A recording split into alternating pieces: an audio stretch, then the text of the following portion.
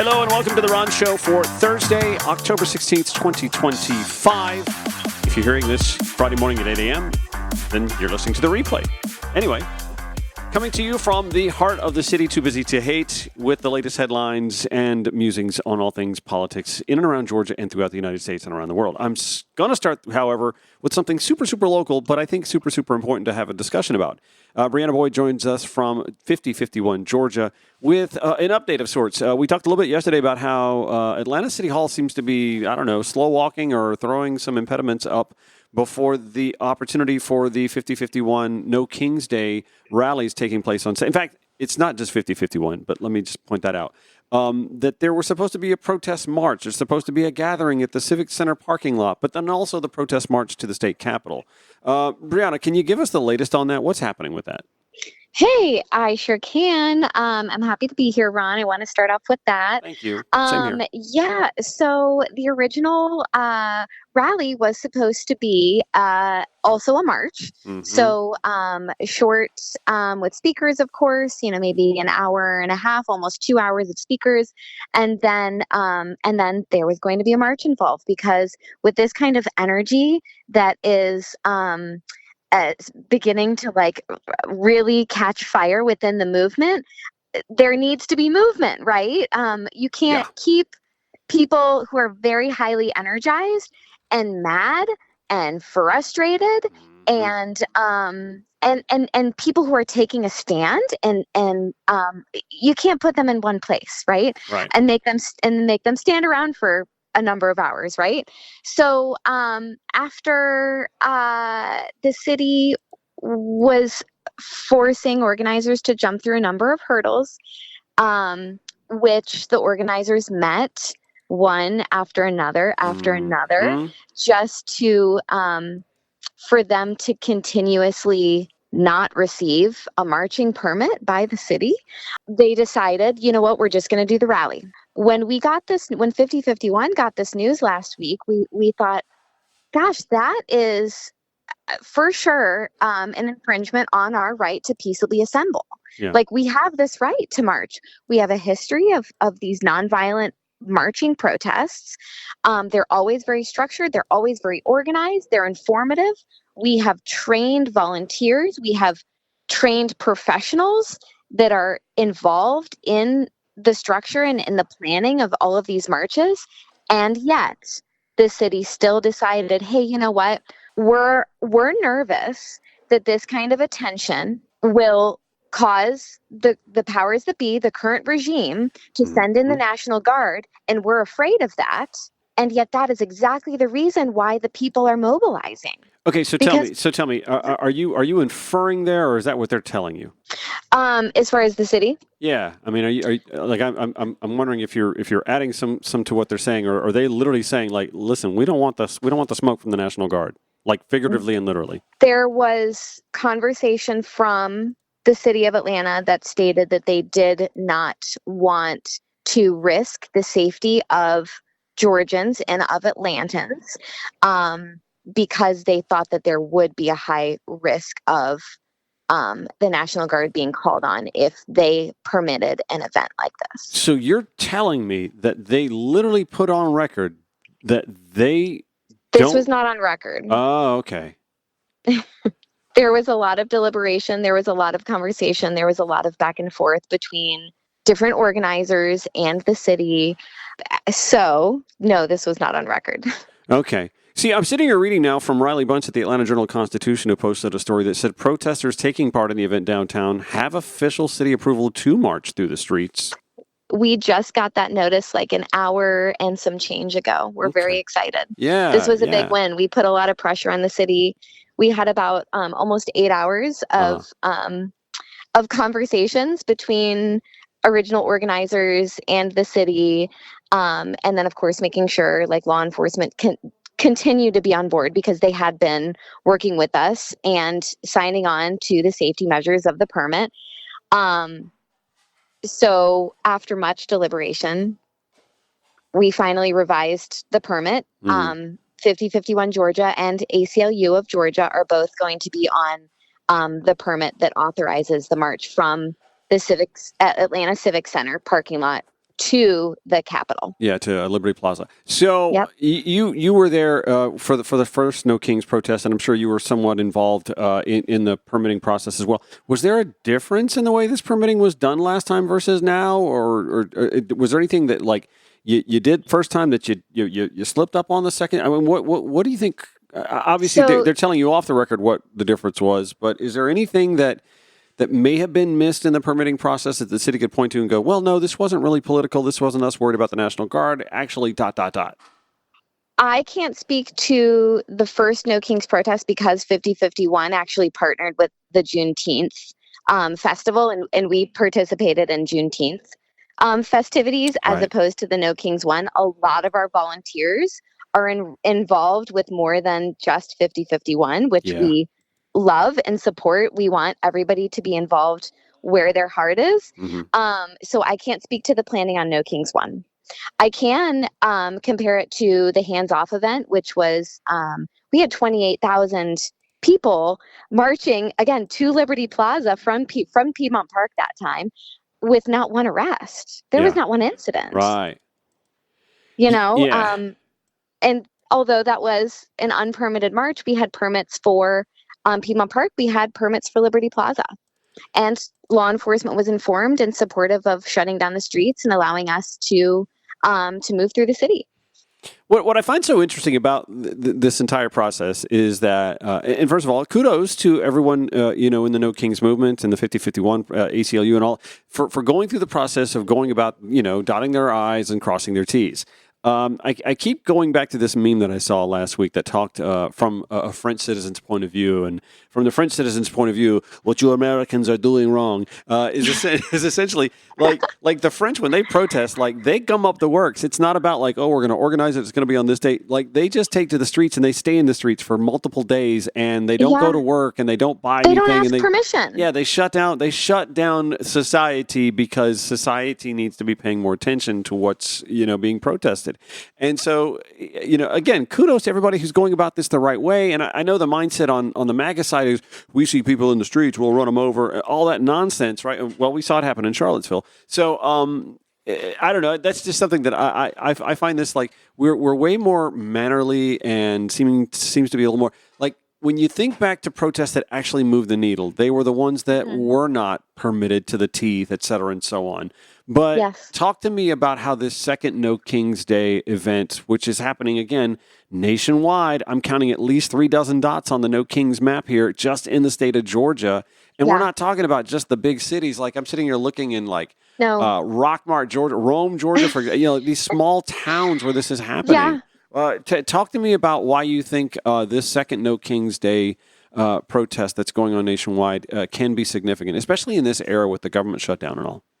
Yeah. So first of all, I want to acknowledge that Indivisible Georgia Coalition and ACLU of Georgia did all of the heavy lifting. And again, they're the hosts for the rally that's before the march on Saturday. They were the ones that were doing all of the T crossing and all of the I dotting. Okay. So I just want to call out what exceptional work that they have done. Right. And I want to also speak to how excited 5051 Georgia was to be able to step up and use our power of the people and our volunteer base and our ability to mobilize to put pressure to now go about this the legal way, the permitted way, right?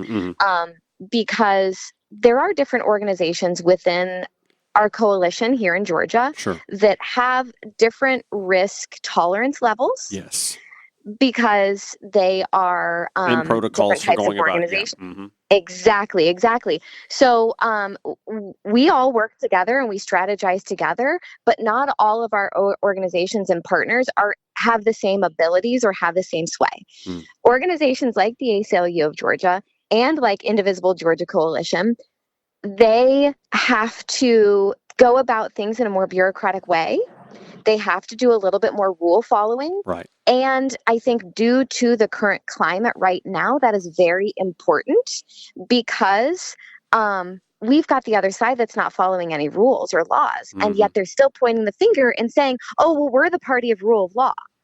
It's propaganda and it's gaslighting, right? Right. So we the people that are standing up within this movement against the regime, there's a spectrum of ways that resistance happens. All of them are fabulous. However, when it comes to gathering the masses and when it comes to media and publicity, we do need to be cautious because we want to gather the people who might not realize right now how indoctrinated they are in this propaganda. Yeah. Well, we're starting to see evidence of that. I mean, I've talked about this a lot in the last few days. Like when you're starting to find yourself in agreement or nodding your head as you listen to the likes of Marjorie Taylor Greene talking about, targeting the undocumented versus those who are criminals or those who have been here for a couple of decades. When you're in agreement with Joe Rogan, who says it's a bad look and what are we doing here and they're just being assholes, you find yourself thinking, okay, maybe we are actually starting to break through with the message a little bit. And if it's reaching the Joe Rogans and the Marjorie Taylor Greenes, then it has to be hitting those between us and them. Yeah, they're big personalities and they're big names who are, that takes a lot of bravery to stand up and say, you know what, I don't any longer stand with these people. This is the point of no return. This is the point where we've gone too far, right? Mm-hmm. So I want to say that that's really admirable. And I have a 7-year-old and I tell him all the time, there's this book that we love. It's called The Bad Seed. And the message that I am always talking to him and other children that I've interacted with in my past is it is never too late to make a good choice. Mm-hmm.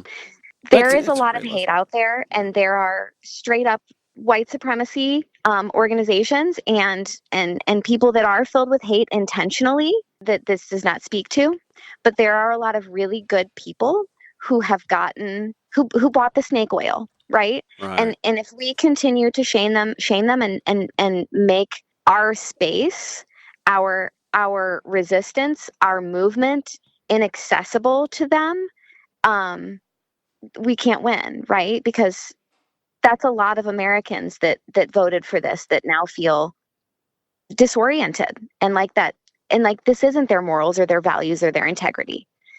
And we should be prepared to welcome them. And I think that No Kings 2 allows for that space.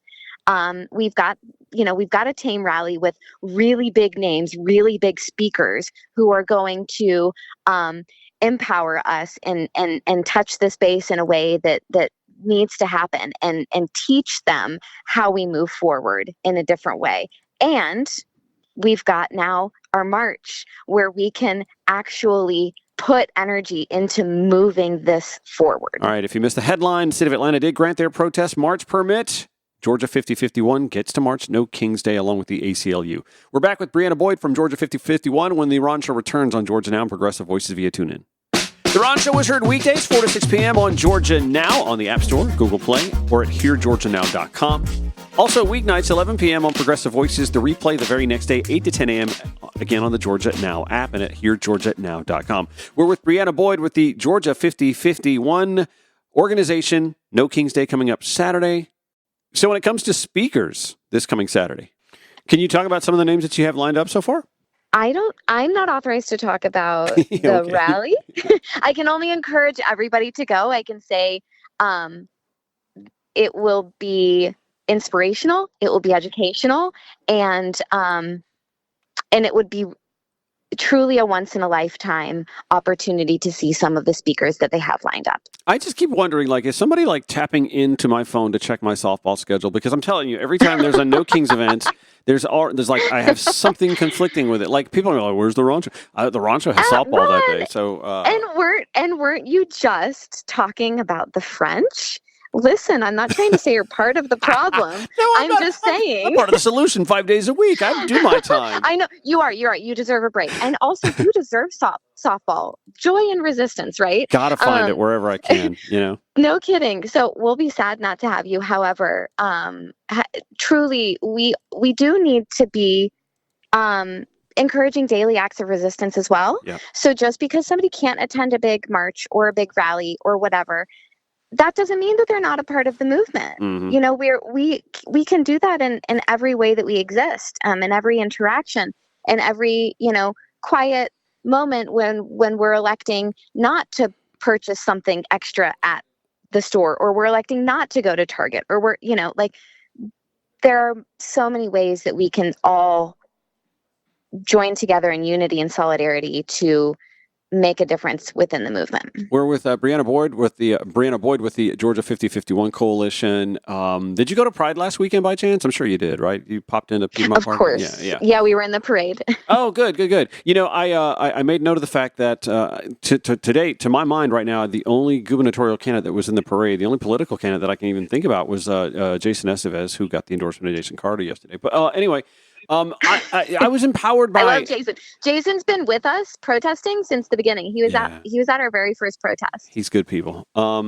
So I wanted you to speak to the invigoration that at least I felt. Maybe you did as well. I felt like whereas I came in with low expectations for the sort of fight that people had, the stick-to-itiveness that folks had, like the political messaging on shirts and signs and just showing up.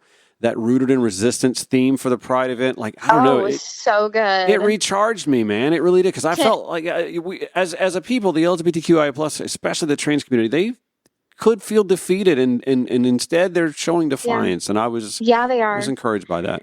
So I want to share my experience, if you don't mind, with the Pride Parade. I wasn't able to attend on Saturday because I was out canvassing for Kelsey Bond. Yeah. However, the parade, we were giving out flyers for the march on Saturday, and I don't think I had more than 4 or 5 people say no thank you. Yeah. They were so energized. There was so much joy. There were people like hugging me and being so gracious for like to be dispensing these flyers and for like telling people what's going on. Yeah.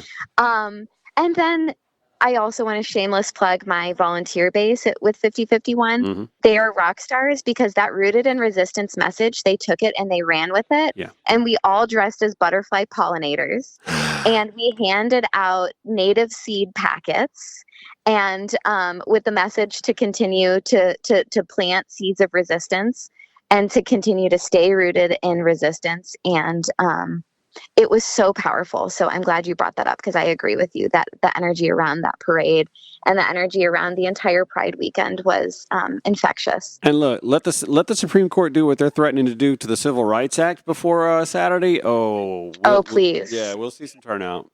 And here's the thing. We're all, like look at Portland with their costumes. Look at, and I also want to tell everybody, y'all, if you go this weekend, dress patriotic or dress in a blow-up costume. We want our silliest, most joyful, resistors out on the streets. I was going to point that out too, right?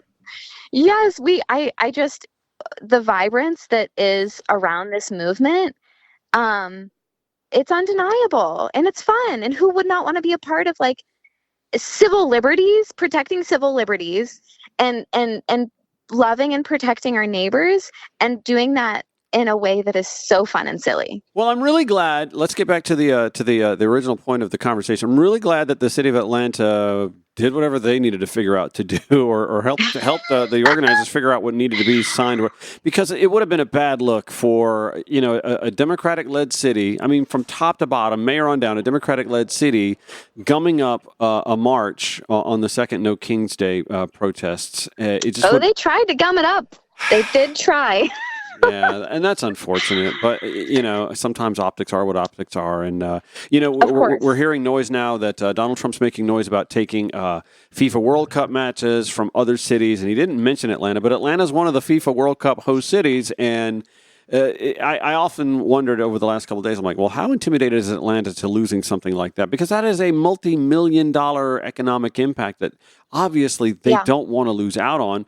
But also, like, Trump is so focused on sports for some damn reason, like a child, that, he wants to meddle in the Super Bowl halftime, or he wants to meddle in, like, the 2028 Olympics, for God's sakes. He's threatening to. You can't move the Olympics. Nobody's told him you can't move the. You cannot. You might be the. You can't move the Olympics, and you can't. And you can't tell FIFA where the World Cup's going to put their matches. Yeah, I don't know who. Obviously, we know he's not being advised in a way that has any sort of logic at all. But like attacking, like there's one thing that regularly unifies America. It's sports, right. So we can argue with each other in house, right? Like like we want. So I I don't understand the threats. But as with everything in America, like there's so much that is money has so much power and control over sway. Yep. And I think that Atlanta will continue and Georgia as a whole will continue to show up and say, you know what? Like, just try us. I'm very encouraged, by the way. More than 36 No Kings protests throughout the state of Georgia. That's very encouraging. I mean, places like Cartersville and Greensboro, Georgia, for crying out loud. This is not just can an I shout Atlanta out thing. Cartersville because Sure. my activist friend named Bella and I were just talking at a student-led protest I just left. Nice. And she is looking for assistance out in Cartersville. So email me at bri.boyd, BRI.BOYD at 50501ga.org.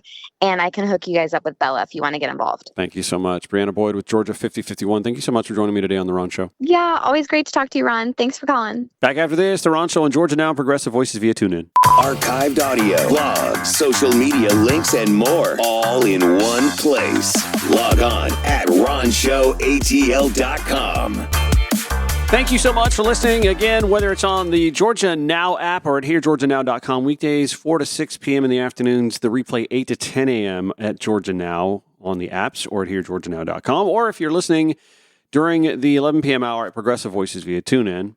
One thing that the Brain Trust at Georgia Now is going to be putting a lot of emphasis on actually from day one going forward is engagement and voter registration. Because what we're seeing is an evisceration and an attack mode from the right, an evisceration of voter registration efforts on the left. Republicans rarely win with high voter turnout. Like when voter turnout is really high at the local, state, national level, Republicans fare worse. They know that turnout is not their friend. They also know that gerrymandering is, by many accounts, their ally. And I'm not going to sit here and tell you that blue states don't get away with it too. However, when it comes to states that create independent commissions to draw their congressional maps, those states are blue. I mean, that's doing the right thing. But sometimes, again, Democrats do the right thing at their own expense. The Supreme Court, the Trump-stacked Supreme Court, with that 6-3 majority, that does not reflect the will of the American public, not the majority at least. I mean, you could argue it's 5-4, 4-5, one way or the other, but not 6-3. The Supreme Court is poised to eliminate Section 2 of the Voting Rights Act, which prohibits states from denying or limiting voting rights on the basis of race, skin color, or preferred language. That's going to potentially eliminate half of the congressional districts that are majority-minority in the former Confederacy. Also, states like Arizona, swing state, and with states like Georgia that target disproportionately, I might add, voters of color when it comes to cleansing their voter rolls by eliminating inactives, it is incumbent upon organizations to register folks to vote in majority-minority districts and in communities of color. That's why it was sort of disheartening today when I woke up and I was scrolling through social media and I saw that my friend James Woodall had posted this release from the New Georgia Project, which reads, after more than a decade of advancing civic engagement, equity, and justice across Georgia, the New Georgia Project and the New Georgia Project Action Fund will officially dissolve as organizations. It writes, since our founding, we have believed that every voice matters and that democracy thrives when people are informed, organized, and empowered. Together with our supporters, partners, and the broader ecosystem, we have worked tirelessly to bring that vision to life. For your trust, partnership, and years of dedication, we offer our deepest gratitude. Reflecting on our journey, we are proud of the milestones we have achieved, the communities we have engaged, and the countless individuals whose lives have been strengthened by our work. None of this would have been possible without the passion, commitment, and courage of the people who stood with us. As we close this chapter, we recognize that the work of building a just and truthful world remains urgent. This moment calls for strong and courageous leaders to step forward. Guided by principle and purpose, we are hopeful that those who continue this work will carry forward the values of justice, integrity, and equity that have provided NGP and NGPAF since their founding. With gratitude for your support and in hope for a future shaped by justice, truth, and active citizenship, we conclude this chapter of our journey. signed by the board of directors of the New Georgia Project and the New Georgia Project Action Fund.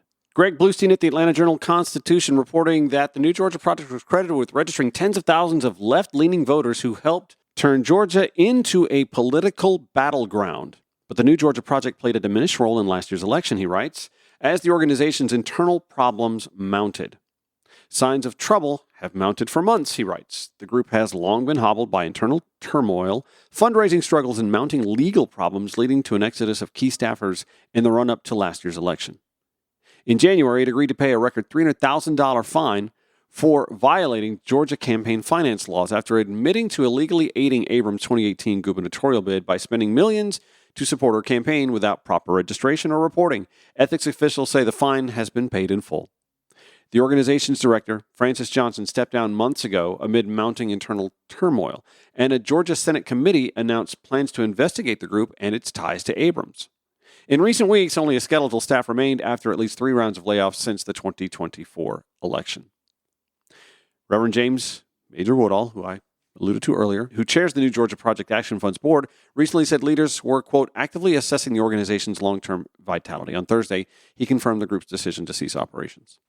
Now, if you're wondering in the aftermath who's going to step in to fill the void, the good news is that there are at least 50 other voter registration, pro-democracy organizations in the state of Georgia. Among them are organizations like Fair Count. Fair Count partners with hard-to-count communities to achieve a fair and accurate count of all people in Georgia and the nation while strengthening pathways to greater civic participation. You have the GLA HR Action Network that empowers the Latin community to vote, promote social welfare through policy advocacy, and engages voters in Georgia for a greater civic participation. You also have We Vote, We Win, that champions compassion, equality, and justice for historically disenfranchised communities affected by race, class, gender, orientation, nationality, and immigration status. If you are looking to divert your attention, divert your volunteer time, divert your funds to organizations that are going to continue to champion the rights of the marginalized when it comes to ballot access, I would advise you to check out those 3 organizations: We Vote, We Win, Fair Count, and the GLA HR Action Network. I'll include them in the show links at ronchoatl.com. In the meanwhile, let's turn to another story that doesn't have Atlanta ties yet, but could. I mentioned this a little bit in my conversation with Brianna Boyd earlier in the show. Donald Trump is targeting World Cup host cities and even throwing in the Los Angeles 2028 Olympic bid in his derision. He's threatening to have World Cup host cities lose their host city status, and even talking about moving the Los Angeles 2028 Olympics. He doesn't have the wherewithal. The only way he could do that is by doing what he's trying to do right now. Inject National Guard troops, use the U.S. military to wreak havoc on these world-class events. What an embarrassment. What an utter fucking embarrassment this is. And it's so unnecessary with crime at historic lows in the cities that he's targeting. From Politico, officials from 3 cities that will host World Cup matches next year are shrugging off fresh threats from President Donald Trump to pull events from places he says aren't safe. Trump said at a cabinet meeting Tuesday that he could call the head of FIFA, Gianni Infantino, and ask him to move it to another location if he decides it's necessary. If I'm Gianni Infantino, I'm not picking up the phone for that clown. Of course, he's probably going to say it in an Italian accent. I'm not going to pick up the phone, whatever. If somebody's doing a bad job and I feel there are unsafe conditions, I would call Gianni, who's phenomenal, and I would say, let's move it to another location. He wouldn't love to do it, but he would do it very easily.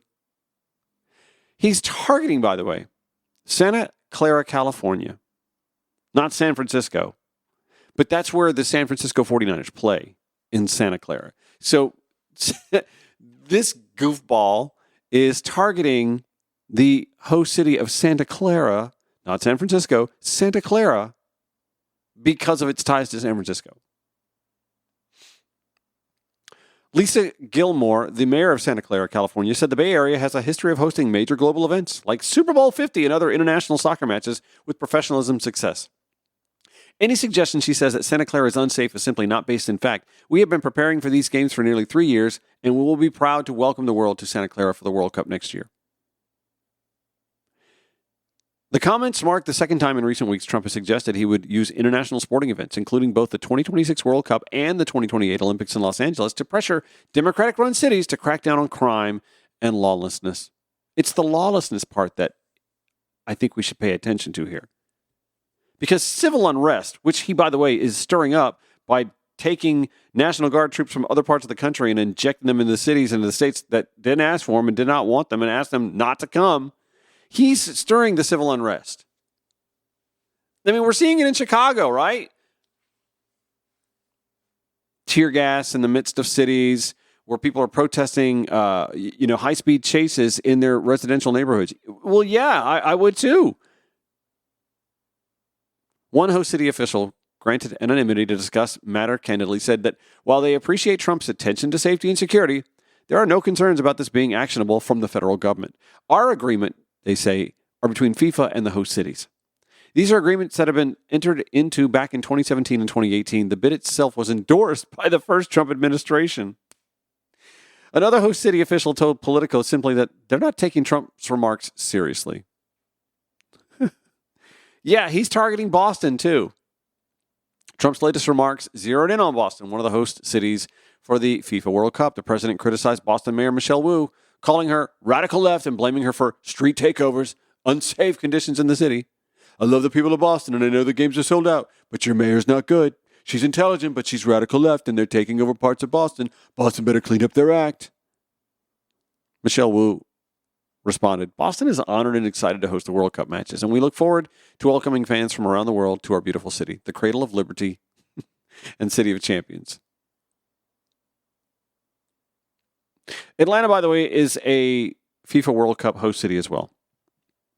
And that's why I wanted to bring this conversation up, because right now Atlanta is staying off the radar. And remember what we started this entire show discussing. The city of Atlanta slow rolling its stamp of approval on a protest march to take place this Saturday. The No King's Day event, the second, which is squarely aimed at Donald Trump and the Trump presidency. Now, is this coincidental? Is this just unique timing, ironic timing? I mean, it could be, but do you think it is? Yeah, I'm not so sure. And why is this guy so focused on sporting events? Like here's another one. Let me give you this. Where did I see this story earlier today? I got to find this because I think this is kind of funny. Where Donald Trump is threatening to pull terror funding from blue cities, blue states to red states in one of the ways that, he can sort of shift the weight around a little bit and show favoritism. I mean, that doesn't help. But is that the idea, not to help? It sure seems that way, right? I wish I could find the story. Oh, here we go. Trump diverts anti-terror funds from Democratic strongholds to Republican states. Courtney Rosen, Jason Lang reporting from Reuters. The Trump administration plans to shift terrorism prevention funding from Democratic-led states toward those led by Republican, government records show, as it overhauls a $1 billion program created after the 9/11 attacks. How does that make all of America safe? You're literally picking winners and losers based on whether or not you won that state. How petulant, how churlish, how un-American. 12 Democratic-led states are suing to block the cuts, alleging that the Trump administration is trying to punish them for not cooperating with federal immigration agents. What a petulant man-baby. A man-baby who in this act is putting American lives at risk. Not blue lives, not red lives, American lives.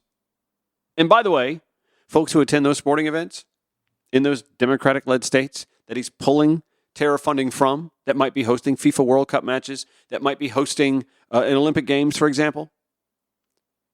He doesn't know how those individuals voted or what part of the country they're even from. What if they're conservative voters from conservative states going to those blue states to attend those sporting events? You know that happens, right? People do travel to other parts of the country in this country to see sporting events. My favorite teams travel to blue and red states all the time. My preferred college football team, the Georgia Bulldogs. Fan base is well known for being a well-traveled organization. No matter where the game is, if it's a marquee match, we're going. We're going to have our corner of the stadium. We're going to have our half of the stadium if it needs to be. The Atlanta Braves. I grew up watching on Superstation TBS. Coast to coast and around the world. You could watch a Braves game. You could still see evidence of this, by the way, when they go to like Phoenix or Denver. You'll see a ton of Braves fans in the stands, and you're like, wow, did people just travel all the way from Georgia to see the Braves? No. They grew up watching the Braves in Colorado and throughout the Mountain West when there wasn't a Colorado Rockies.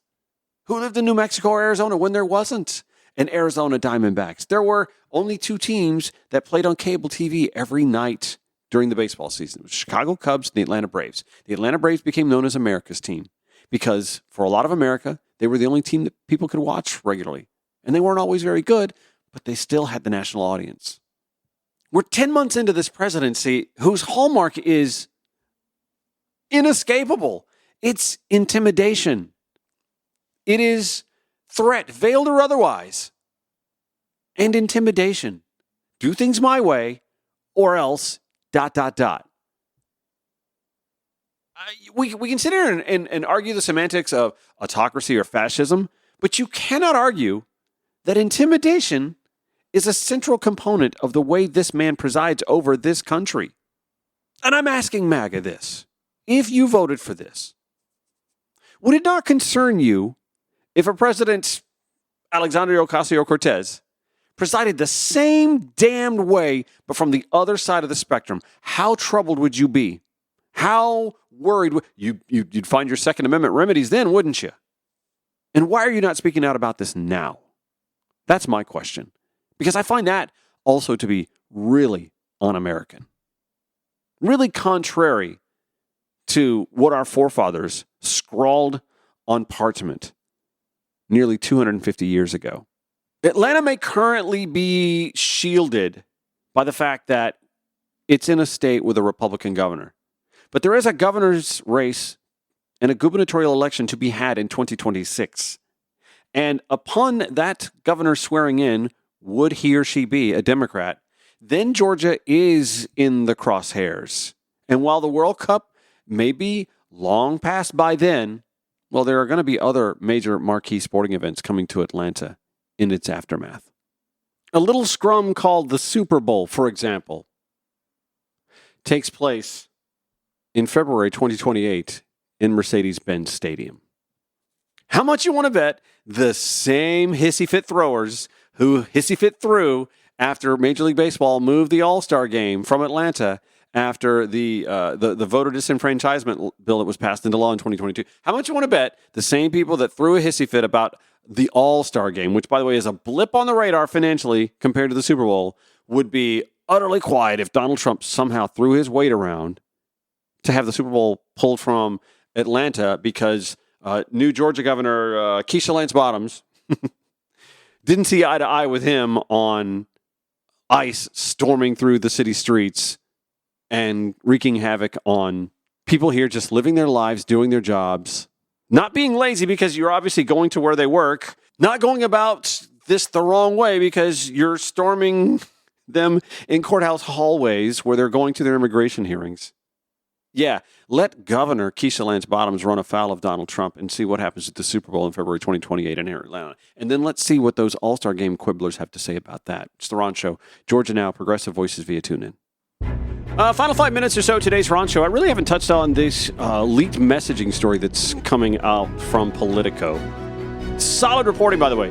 Jason Bieferman and Emily Ngo, who wrote that leaders of young Republican groups throughout the country worried what would happen if their Telegram chat ever got leaked, but they kept typing anyway. They referred to black people as monkeys and the watermelon people and mused about putting their political opponents in gas chambers. They talked about raping their enemies and driving them to suicide and lauded Republicans who they believed supported slavery. William Hendricks, the Kansas Young Republicans vice chair, used the words, the N-word, twice, two versions of it. Variations of a racial slur, more than a dozen times in the chat. Bobby Walker, vice chair of the New York State Young Republicans at the time, referred to rape as, quote, epic.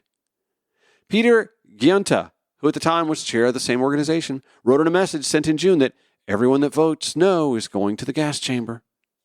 Giunta was referring to an upcoming vote on whether he should become chair of the Young Republican National Federation, the GOP's 15,000-member political organization for Republicans between 18 and 40 years of age. Did you hear that? Between 18 and 40 years of age. We can stop calling them young Republicans. They're just Republicans. I'm going to create some of the greatest physiological torture methods known to man. We only want true believers, he continued. And we fix the showers. Gas chambers don't fit the Hitler aesthetic, Joe Maligno, who previously identified himself as the general counsel for the New York State Young Republicans, wrote back, I'm ready to watch people burn now. Annie K. Caddy, New York's National Committee member. The political piece continues. The exchange is part of a trove of Telegram chats obtained by Politico and spanning more than 7 months of messages among young Republican leaders in New York, Kansas, Arizona, and Vermont. The chat offers an unfiltered look at how a new generation of GOP activists talk when they think no one is listening. Since Politico began making inquiries, one member of the group chat is no longer employed at their job and another's job offer was rescinded. Good. Prominent New York Republicans, including Representative Elise Stefanik and State Senate Minority Leader Rob Ort, have denounced the chat, and festering resentments among young Republicans have now turned into public recriminations, including allegations of character assassination and extortion. A couple of paragraphs down, I find this to be really important here. Together, the messages reveal a culture where racist, anti-Semitic, and violent rhetoric circulate freely, and where the Trump-era loosening of political norms has made such talk feel less taboo among those positioning themselves as the party's next leaders. The more the political atmosphere is open and liberating, like it has been with the emergence of Trump and a more right-wing GOP even before him, it opens up young people and older people to telling racist jokes, making racist commentaries in private and public. This according to Joe Fagan, a Texas A&M sociology professor who will soon lose his job because he's a Texas A&M who has studied racism for the last 60 years. He's also concerned the words would be applied to public policy, saying it's chilling, of course, because they will act on these views. Will? And this party has acted on a lot of these views. The dynamic of easy racism and casual cruelty played out in often dark, vivid fashion inside the chats, where campaign talk and party gossip blurred into streams of slurs and violent fantasies. The group chat members spoke freely about the pressure to cow to Trump to avoid being called a rhino, the love of Nazis within their party's right wing, and the president's alleged work to suppress documents related to wealthy financier Jeffrey Epstein's child sex crimes. Trump's too busy burning the Epstein files, said Alex Dwyer, the chair of the Kansas Young Republicans. Dwyer and Kakady declined to comment. Maligno and Hendricks did not return requests for comment, I bet. But some involved in the chat did respond publicly. Giunta claimed the release of the chat is part of a highly coordinated year-long character assassination led by Gavin Wax and the New York City Young Republican Club, an allusion to a once obscured internecine war that has now spilled out into the open. It doesn't matter why this stuff came to light, dude. It's the fact that you said any of the stuff that you did. Don't blame people who brought it to the forefront. It shouldn't be there to be brought to the forefront. These logs were sourced by way of extortion and provided by Politico by the very same people conspiring against me, he said. What's most disheartening is that despite my unwavering support of President Trump since 2016, rogue members of his administration, including Gavin Wax, have participated in this conspiracy to ruin me publicly simply because I challenged them privately. Wait. That's what's most disheartening? Not that you said, let me go back, everyone that votes no is going to the gas chamber. Oh, but Giunta did sort of apologize. Sort of. Listen to this. I'm so sorry to those offended by the insensitive and inexcusable language found within the more than 28,000 messages of private group chat that I created during my campaign to lead the Young Republicans. While I take complete responsibility, I've had no way of verifying their accuracy and am deeply concerned that the message logs in question may have been deceptively doctored. The more he talks, the less it sounds like he's apologizing, right? Young Republican, just a Republican. That'll do it for today's Ron Show. We air weekdays 4 to 6 p.m. on the Georgia Now app. Replay 8 to 10 a.m. the next day and 11 p.m. at Progressive Voices via TuneIn. Show notes, as always, at RonShowATL.com. Back tomorrow. We'll see you.